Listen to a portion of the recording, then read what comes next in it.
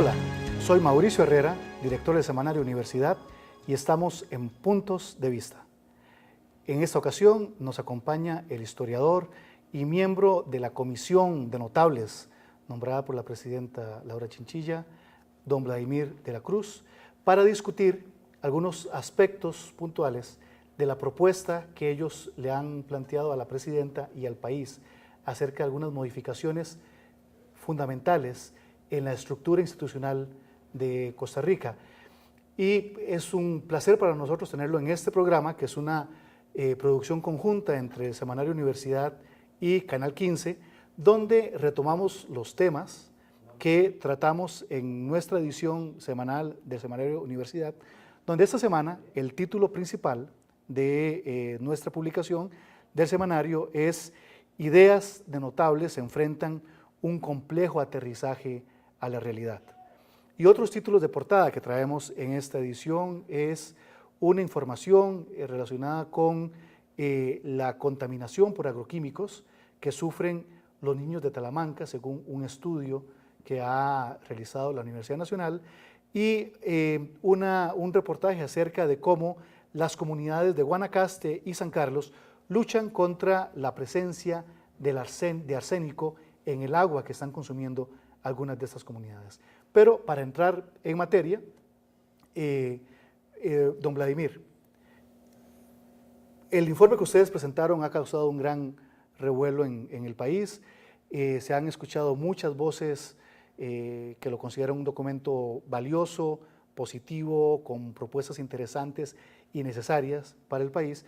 Sin embargo, también se han escuchado voces de parte de sectores de la sociedad civil, de los sindicatos, de partidos de oposición, donde están llamando la atención acerca de un conjunto de propuestas que podrían significar limitaciones para el ejercicio de una oposición digna y además una oposición que realmente pueda defender sus posiciones en el Congreso y en otras instancias, y han criticado también que algunos aspectos del informe podrían significar una mayor concentración de poder en el poder ejecutivo. Específicamente, el diputado de Frente Amplio, José María Villalta, ha dicho, y así lo menciona en nuestra publicación de esta semana en el Semanario Universidad, dice: hablar de limitar la Contraloría General de la República, de restringir a la Sala Cuarta, de modificar la Asamblea Legislativa para que no haya tantos partidos de oposición y no puedan oponerse a las leyes que ya se impulsan. Los sectores sociales, dice él, cometerían un grave error si ignoran las amenazas que están detrás de este documento, según el diputado Villalta. Quería consultarle cuál es su opinión en general acerca de estas posiciones, de estas críticas que vienen de algunos sectores sociales, y cómo lo ve usted como miembro del grupo de trabajo. Primero, Mauricio, me parece que el documento está, se lo digo a usted y a los queridos televidentes de Canal 15, que el documento está pensado en términos generales para no afectar intereses de minorías y asegurar también esos intereses y la representación de esas minorías. Es la realidad la que cambia las cosas, no somos nosotros ni un documento. Por ejemplo, la realidad política del 2014 significa que San José pierde un diputado. Si al perder un diputado, considerando nada más para quienes nos están escuchando y viendo, y entender esto mejor, si se mantuvieran los índices electorales del 2010 con respecto a la votación del 2014, el Frente Amplio, los cristianos y probablemente algunos diputados del PACE no hubieran salido electos. Porque al perder un diputado San José, se aumenta casi en un 3% el cociente electoral y esto hace que esa gente no hubiera quedado electa. Cuando nosotros aquí estamos proponiendo, por ejemplo, una lista adicional de 30 diputados, estamos asegurando que con un 3% estos puedan elegirse, de manera que, ahora volvamos al 2010, con los diputados, con los votos que sacó el Frente Amplio, por poner el mismo ejemplo que usted me señala por el diputado Villalta, ese partido hubiera sacado 2 o 3 diputados más. Entonces aquí estamos fortaleciendo representación, que es lo que al final de cuentas la gente quiere. Es la realidad la que hace esos cambios, no somos nosotros. Nosotros estamos tratando de hacer una propuesta para hacer más eficaz, más efectiva, más eficiente la labor legislativa. Y en ese sentido hemos hecho una serie de propuestas que si se hacen todas, entonces vale la pena hacer el aumento de la propuesta de los diputados. Si no se hacen las reformas de trabajo legislativo para hacer eficiente la Asamblea, no vale ni procede aumentar los diputados porque sería peor. A eso es a lo que vamos nosotros. Uno de los puntos que más ha llamado la atención es la restricción que se plantea en los tiempos para que se defiendan las mociones en los proyectos en el Congreso, en el plenario. A 20 minutos por fracción, 5 minutos por diputado. Y lo que se cuestionan algunos de esos sectores o partidos de oposición, es que se negaría en mucho la posibilidad que podrían tener o que tienen los partidos opositores para argumentar acerca de los proyectos que están discutiendo y que sería a todas luces insuficiente.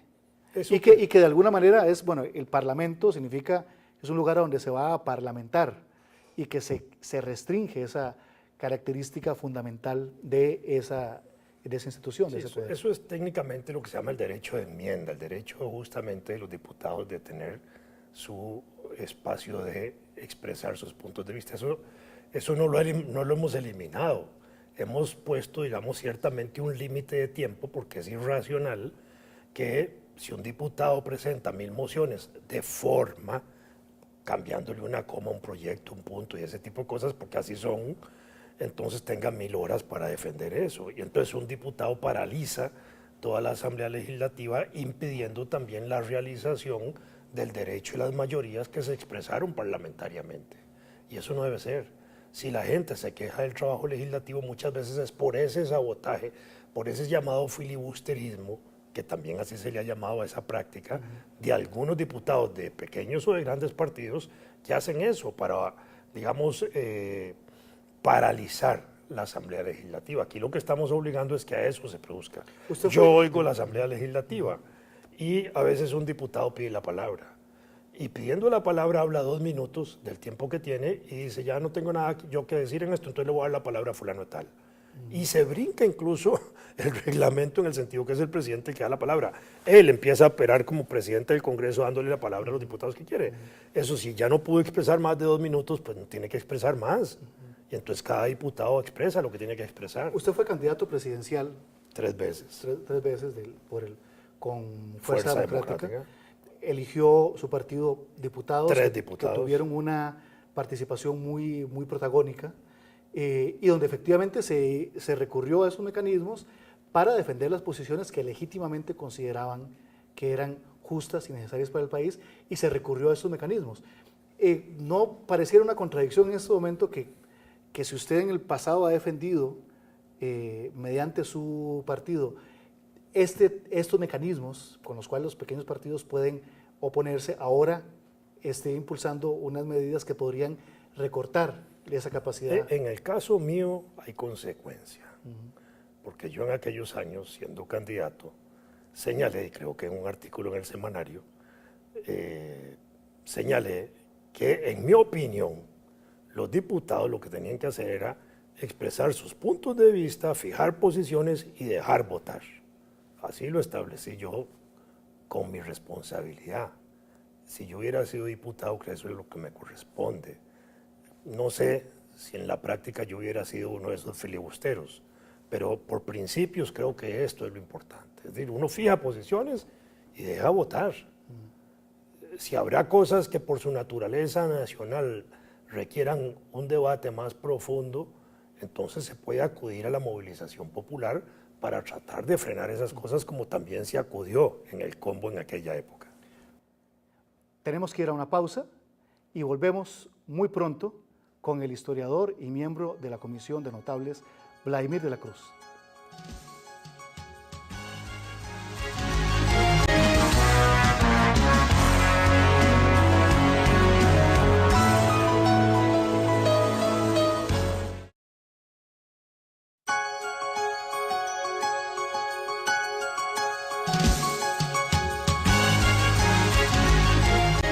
Estamos en Puntos de Vista, un programa de Canal 15 y del Semanario Universidad. Esta noche conversamos con el historiador y miembro de la Comisión de Notables, ordenada por la presidenta Laura Chinchilla, don Vladimir de la Cruz. Don Vladimir, continuando con la conversación que teníamos, otra de las reformas que se están planteando, que ha levantado bastante discusión, es acerca de las modificaciones en el quórum legislativo e incluso la necesidad de bajar, que plantean ustedes, el número de diputados con el cual se inicia una sesión y que cuando haya ya el debate, que no sea necesario que exista un quórum, lo que podría producir, y que sin duda me parece a mí que ocurriría, que en algún momento esté un diputado intentando argumentar a favor o en contra de un proyecto y esté hablando solo ante el Parlamento. Y eso ha sido muy debatido y muy discutido porque, de nuevo, la esencia del Parlamento es para parlamentar, para discutir y para intercambiar puntos de vista.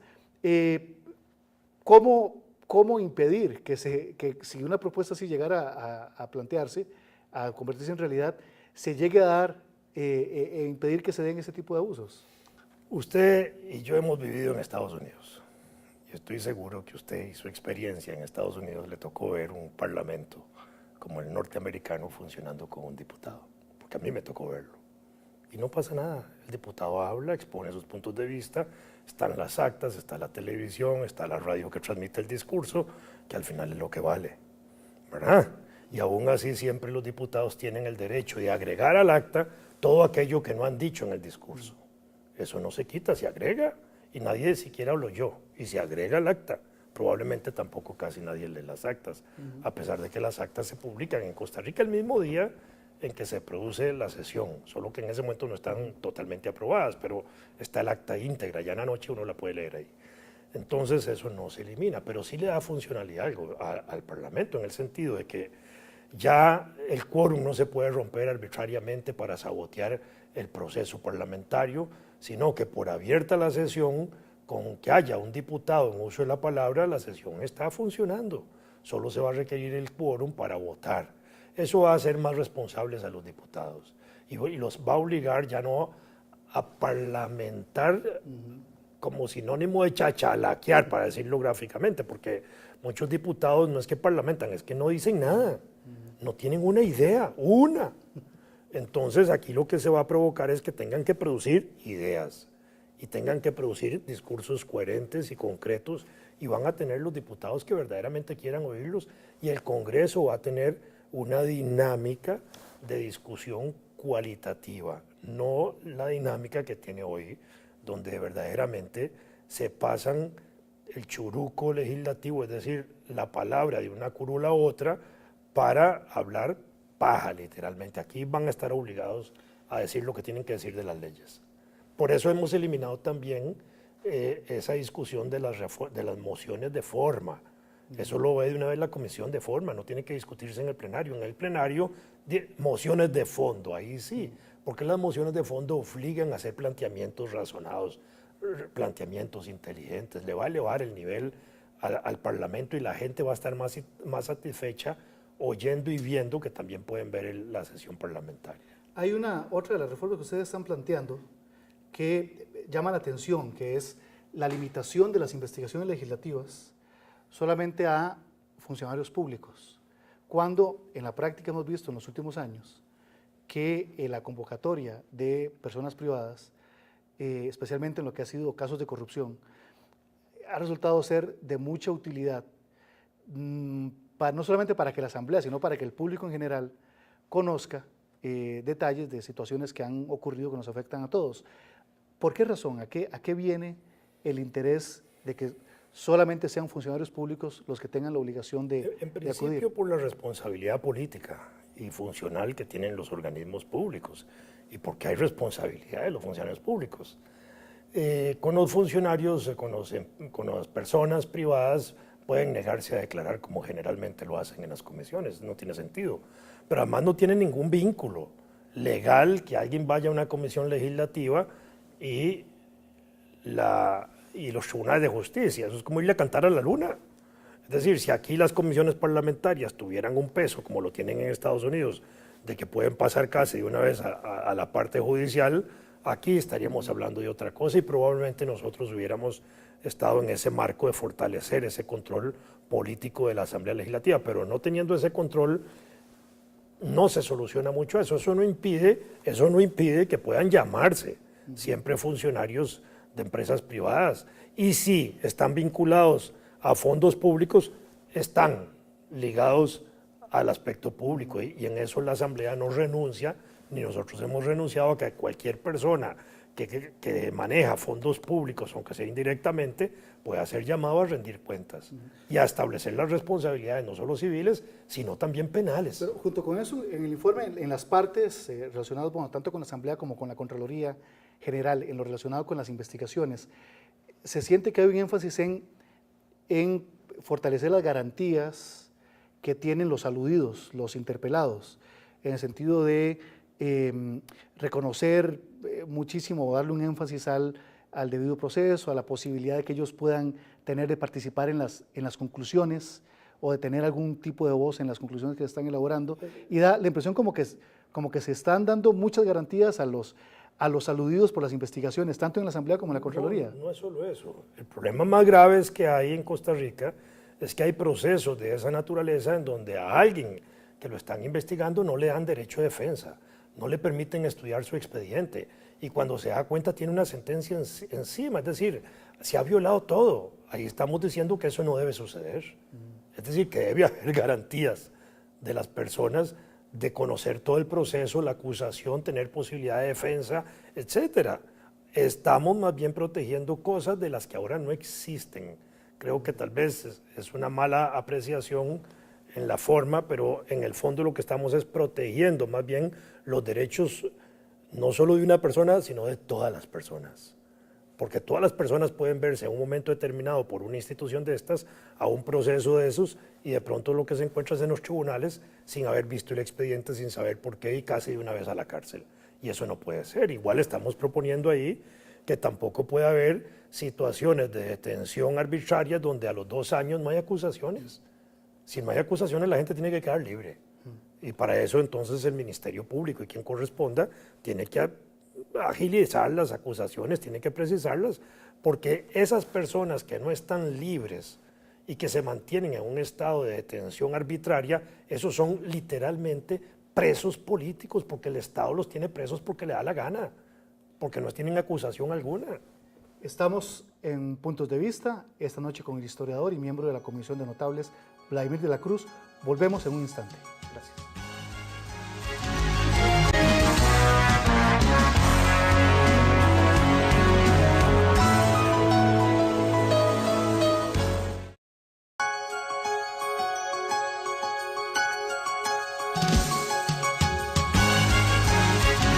Estamos en Puntos de Vista, un programa conjunto entre Canal 15 y Semanario Universidad. En esta ocasión conversamos con el historiador y miembro de la Comisión de Notables, Vladimir de la Cruz. Don Vladimir, una de las propuestas que llama la atención porque podría afectar derechos de amplias mayorías de la sociedad costarricense es el que se llama o se plantea como lo relacionado con los derechos prestacionales y la administración pública. En la recomendación 41, ustedes dicen, la Sala Constitucional, al conocer y resolver los procesos relativos al desarrollo de derechos prestacionales, tomará en cuenta las capacidades y condiciones objetivas del Estado en general y de las administraciones públicas en particular para hacerlos efectivos. En los últimos años ha ocurrido en numerosas ocasiones que personas que requieren un tratamiento especial, que personas que requieren una atención especial en la administración pública o incluso determinada infraestructura para acceder a un edificio público y demás, recurren ante la Sala Constitucional para hacer valer sus derechos, y la Sala ha fallado en numerosas ocasiones a favor de esas personas y obliga al Estado a satisfacer el derecho que esas personas tienen, a obtener medicamentos, a que se les dé un determinado tratamiento. Y eso efectivamente tiene un costo importante, pero es un costo que se debe dar en función de la protección de los derechos humanos de las personas. Pero tal como está quedando acá, pareciera que primero debería haber un tipo de condicionamiento a ver si el Estado puede satisfacer eso. Y eso pareciera realmente peligroso para hacer realidad y valederos los derechos de los ciudadanos. Eso no está en función directamente de esas situaciones tan particulares, porque cuando la sala falla en favor de una situación como esta, está fallando en favor de un derecho también ciudadano, de alguien que tiene un derecho a la salud, de alguien que tiene un derecho a tal cosa, y se lo están resolviendo. Y a veces la sala pone plazos muy cortos que las instituciones no pueden satisfacer. ¿Por qué no pueden satisfacerlas en el plazo corto? Porque no tienen la carga presupuestaria, no tienen esto, no tienen lo otro. Entonces, es más bien cuando se hacen resoluciones de esa naturaleza que se extienden masivamente a mucha gente y entonces eso tiene un impacto en la economía y al no poderse satisfacer crea un problema más grande. Entonces, la satisfacción de esos derechos tiene que estar acompañada también de un análisis económico de cuánto le cuestan y las medidas pertinentes por la Asamblea Legislativa para darle contenido a quien sea. Es como cuando se crea un tribunal de justicia, cuando se crea una escuela, que la Asamblea tiene la obligación de darle el contenido presupuestario para que se haga, no otras cosas se pueden aprobar sin contenido presupuestario, pero entonces son irrealizables. Aquí no, aquí estamos más bien garantizando que cuando la sala o algún tribunal se pronuncie de esa manera, se obliga a darle el contenido presupuestario, porque de lo contrario es como decir, hey, no funciona. Es decir, yo le puedo declarar a usted el derecho, pero si no se lo podemos dar, entonces aquí más bien fortalecemos. Llama la atención, ustedes están haciendo una serie de propuestas que, como mencionamos al inicio, muchas son realmente urgentes para el país y hay otras en donde hay críticas puntuales que se le están haciendo. Algo de lo que se ha venido hablando mucho en los últimos años es el tema de la elección de los diputados. Independientemente de la discusión de si son pocos o si son los que son o si tienen que ser más, pero ¿por qué ustedes no le entraron al aspecto de la elección de los diputados por lista? Analizamos todos los sistemas que hay. La lista nominal, la lista preferencial, las formas como se llaman, pero eso lo vimos también vinculado a sistemas de elección y generalmente esos sistemas están relacionados con distritos electorales que reducen la posibilidad. Supongamos que para elegir 50 diputados habría que tener 25 distritos, entonces 2 diputados por distrito. Eso solo le da preferencia práctica a los 2 partidos más grandes del país. Es igual como en las elecciones de alcalde, los 2 partidos principales son los que arrasan con todo. Igual sucedería con eso. Y en una situación de un solo diputado por distrito electoral, probablemente la Asamblea Legislativa hoy de los 57 diputados tendría 50 de Liberación Nacional. Eso no estamos de acuerdo, ninguno de los miembros estuvo de acuerdo en ese sistema. Estamos de acuerdo en que se mantenga el sistema actual, agregando la lista nacional y todavía con una propuesta de Rodolfo Pisa y mía de una lista en blanco, que la gente pueda expresar su inconformidad. Ahora, digamos, la propuesta de la casilla en blanco, ¿qué sería o cómo lo plantearían ustedes de tal manera qué expresión se esperaría que los ciudadanos marquen en una casilla en blanco de este tipo? Su inconformidad con todos los partidos que están participando y con todos los candidatos que están ofreciendo. De alguna manera el ciudadano que va a votar en la casilla en blanco tiene que marcar, voto en blanco, efectivamente, indicando que no le gusta ninguno de esos. Pero ese voto en blanco va a tener un valor, como lo tiene cualquier otro voto. Para ponerlo ahora en términos numéricos, para que la gente nos entienda, la elección de don Óscar Arias y Otón Solís se definió por 17,000 votos. Eso significa en la práctica 2 votos por mesa electoral en promedio nacional. Pero hubo 600,000 abstencionistas en ese momento que no llegaron a las urnas nunca. Si hubiera habido una casilla en blanco y de esos 600,000 abstencionistas tan solo hubieran llegado 3 a cada mesa, para un total de 21,000 en todo el país, eso hubiera significado una segunda vuelta electoral. ¿Le da poder eso o no le da poder a la gente? Claro. Es más que una casilla del berreo, entonces. Bueno, podría llamarse así, pero es una casilla de poder. Le estamos dando posibilidad a la gente de que con su voto de protesta, diciendo no me gustan los partidos ni me gustan los candidatos, produzcas en el resultado electoral, por el peso que pueda tener el resultado en blanco, una segunda ronda, ahí sí, dentro de lo que hay con los dos que lleven más votos, ¿verdad? A nivel presidencial, porque ahí es donde estaría jugando esa casilla. Muchísimas gracias, don Vladimir.